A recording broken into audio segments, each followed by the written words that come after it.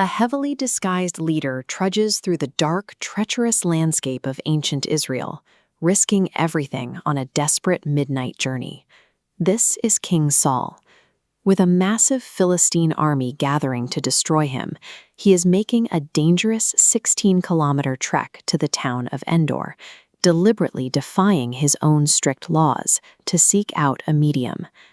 The ancient Hebrew text of 1 Samuel, specifically chapter 28, provides the theological autopsy of this moment, detailing how a chosen king falls to such depths.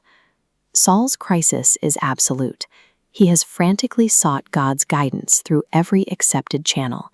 He looked for answers in dreams, consulted the sacred Urim stones of the priesthood, and petitioned the prophets.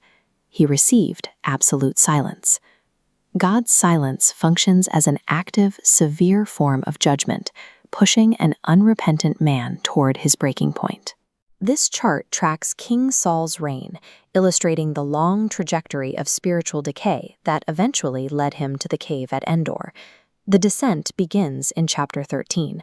Driven by impatience before a battle, Saul steps out of bounds to offer an unauthorized sacrifice, triggering his first divine warning that his kingdom will not endure. He drops further in chapter 15. Ordered to entirely destroy the Amalekites, Saul spares their king and hoards the best of their livestock, attempting to mask pure greed as religious devotion. By chapters 18 through 26, the moral floor collapses. Consumed by paranoia, Saul relentlessly hunts his loyal commander David and slaughters an entire city of innocent priests to protect his fading power.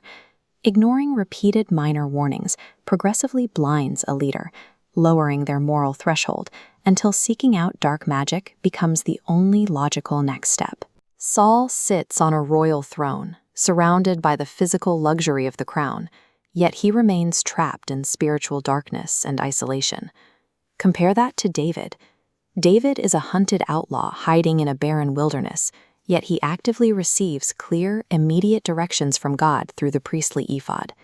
A divine connection relies entirely on an internal posture of genuine humility and repentance. A flawless track record or high political office offers zero advantage. At Endor, the seance actually works, but only because God sovereignly intervenes to send the spirit of Samuel. The medium recoils in terror as God bypasses her illusions, forcing the actual prophet to appear with a final, devastating message. Samuel delivers the verdict. God has officially become Saul's enemy, and by this time tomorrow, Saul and his sons will die on the battlefield. The psychological weight of this prophecy crushes Saul.